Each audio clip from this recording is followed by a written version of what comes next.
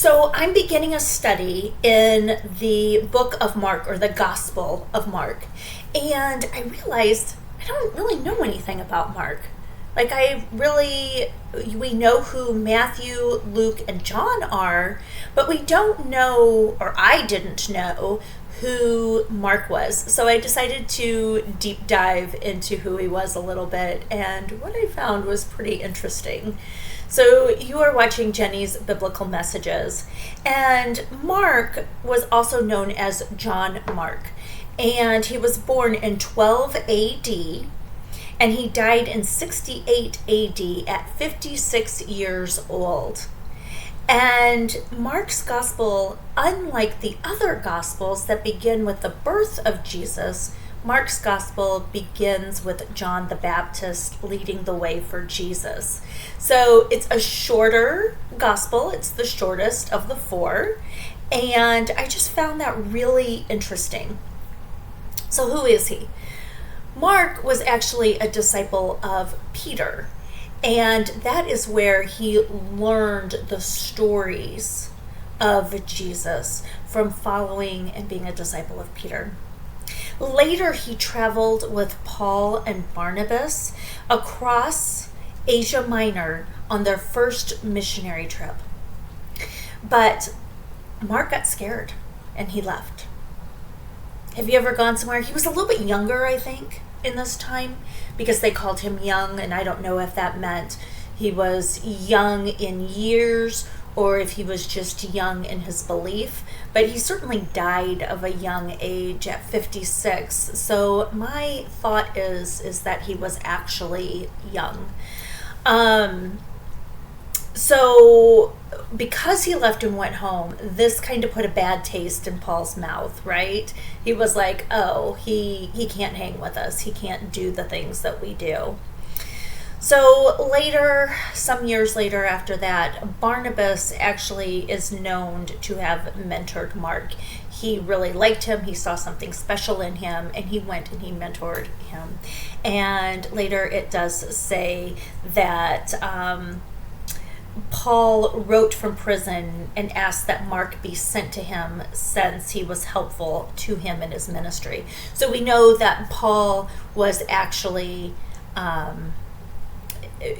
or Mark was actually helpful to Paul later on, after their kind of fallout in their missionary trip. And that's stated in 2 Timothy 4:11. Paul changed his opinion because Mark had grown into a responsible leader. He had grown up, he figured out what he was supposed to do, and he had become a responsible leader. And sometimes we're not all meant to be on missionary trips, are we? We're not. We talk about this all the time, that we're meant for different things, and we have to find our specific calling. So maybe that missionary wasn't really Mark's calling. So Mark ended up in Alexandria, Egypt, I think is what it was. Let me see. Yes. And it says that the Bible does not say how he died, but that he was martyred. According to tradition, Mark was martyred in 68 AD in Alexandria, Egypt, and that is where he stayed. He is called a saint in the Catholic Church. He would be an apostle, more like an apostle in the traditional Christian churches.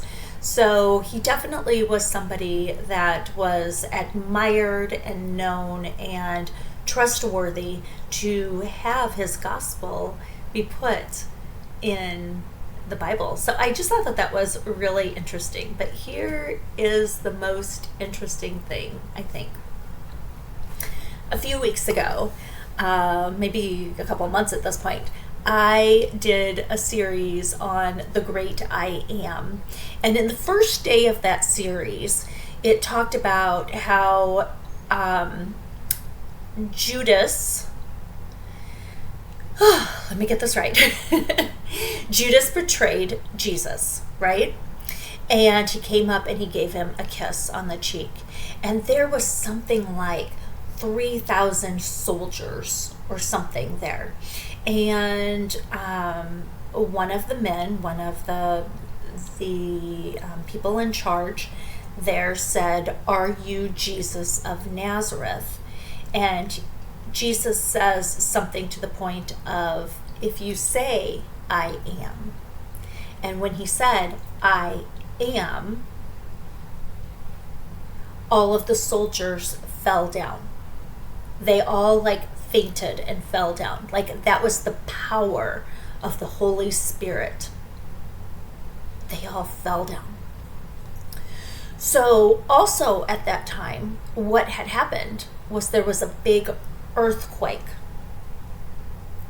And which seems to happen when Jesus comes around. There's things that kind of shake the earth up a little bit, right? And at the end days, there will be earthquakes in different places that there's not normally earthquakes. And I don't know, somebody said a couple weeks ago we had one here in Southwest Florida. I didn't feel it, but I don't know, did we have one or not? I don't know.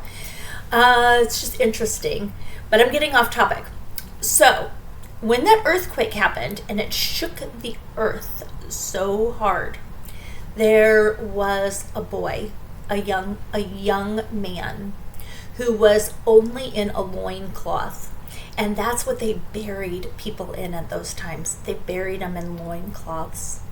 And this man, after the story is that after that earthquake happened, it must have happened so ferociously from the Holy Spirit, because he was going to be taken, that it shook the earth so much that it opened up tombs. And this boy came out of the tomb, and he was in just loincloth, and that is what they were buried in, as I said. And so scholars suggest that that boy was Mark. He was, they suggest that Mark is the unnamed young man who followed Jesus during his arrest, wearing only a loincloth or a linen cloth.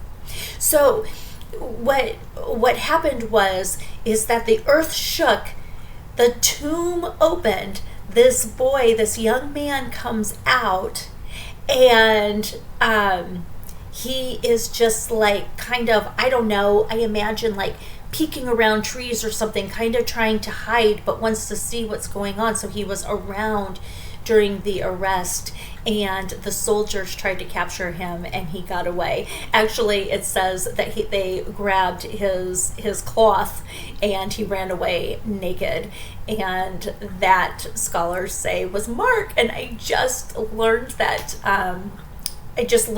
last night, and I thought that was spectacular and a great little fun piece of history to know.